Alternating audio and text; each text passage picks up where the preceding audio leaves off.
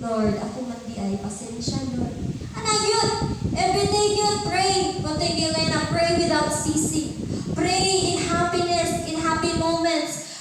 Pray even more kung sad ka. Manigingon niya, laluya ka kung may sunod na kung Domingo mo simba. Ayaw, matod pa sa amo ha, dito nga isa ka youth, ingon siya, kung magluya mo no, mas samot mo na magsayo mong simba. Kung maluya kung ampo no, samot no, taas kayo kung ampo. Anak yun, kaya nakabalo man siya mababagto sa kaaway. Kaya kita mga Kristohano na sayad naman ta sa kamatuuran. Amen? Amen. Sumuna ron, kung nagluya ka, ala dasig. Ato sa church, panghinlo. Kung walay simba, no? Kung nagluya ka, baka may problema sa balay. Oy, lalo kay problema kung ginikanan na sig away. Taasay mo ampo. Amen? Yeah. Busa tungod. Nata din sa Acts 17:29. Busa tungod kay kita mga anak sa Diyos. Amen? Kita mga anak sa Diyos.